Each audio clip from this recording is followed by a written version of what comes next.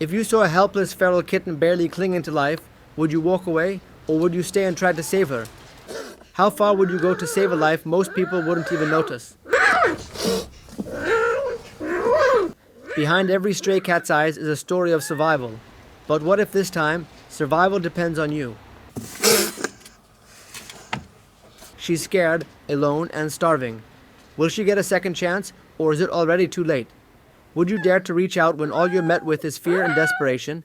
Not every hero wears a cape. Sometimes, all it takes is kindness and a little courage. This is not just a rescue story, it's about hope in the unlikeliest of places. What would you do if you were the only one who could make a difference? Each second counts when life hangs by a thread. Stay and witness what happens next, because her story is just beginning. The kittens live in this filthy place, and they're all so timid and feral. It breaks my heart to see them trying to survive in these harsh conditions. I notice that one of the kittens looks very sick. She's smaller than the others, weak and struggling to move.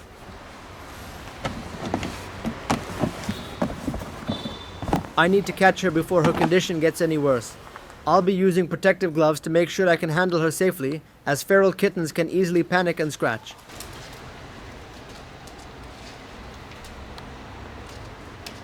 It took me about 10 minutes of careful maneuvering, but I finally managed to catch her.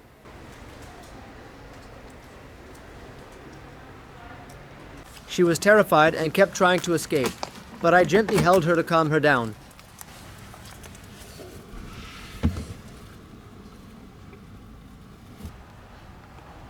Her health doesn't look good at all. I can see that her eyes are swollen and she seems very weak.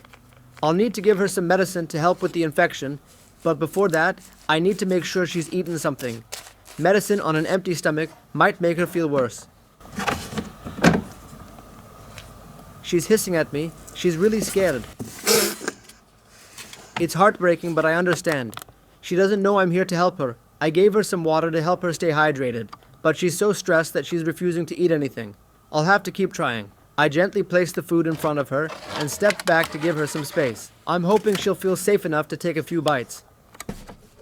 Now I'm going to examine her more thoroughly to see the full extent of her condition. I put my gloves back on for safety.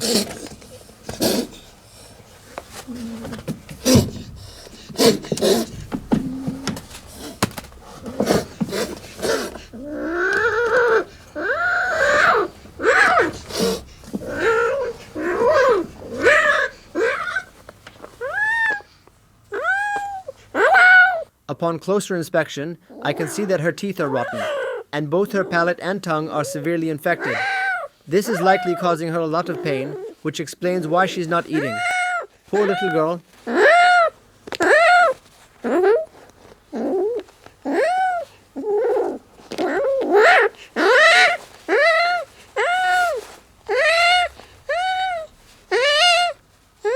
Before we head to the vet, I'm going to clean her eyes to make her more comfortable. After that, I'll prepare her for the trip.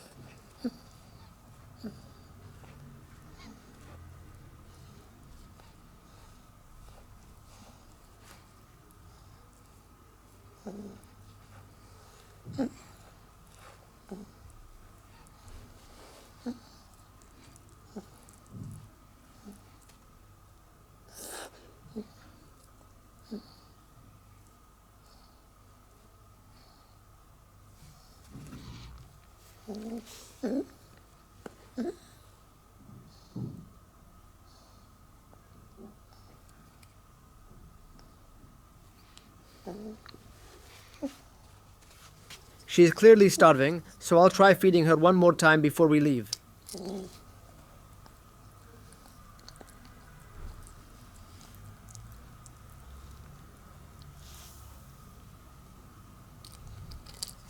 I offered her some soft food and gently coaxed her.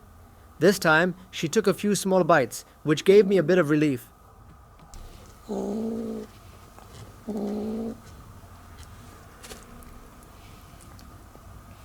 Afterward, I gave her some more water to keep her strength up.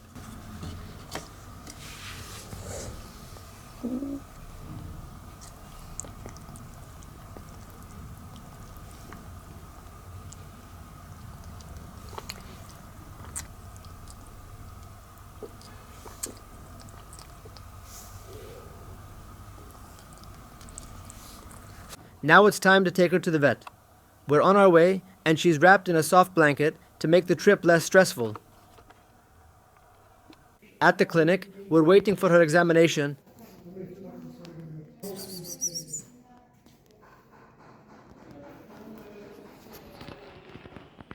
The vet is checking her condition carefully and running some tests to see if there is any internal damage.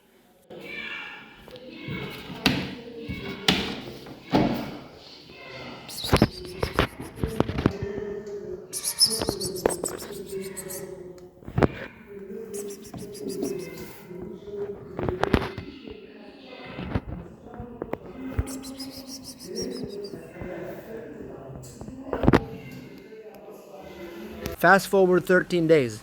After receiving treatment and lots of care, she has finally been discharged from the clinic. It's a huge relief to see her looking healthier and more active. She's still a bit shy but seems much more comfortable now. One day later, she's adapting well to her new environment and starting to trust me a bit more.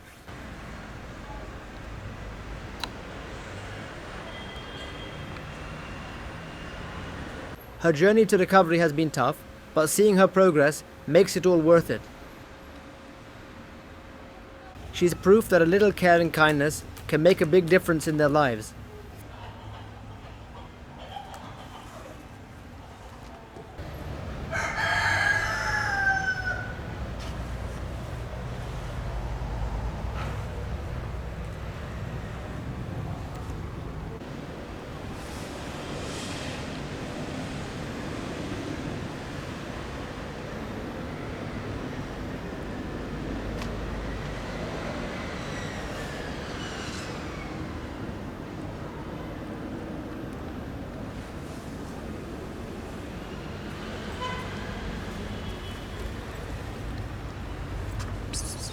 Thank you for watching this video.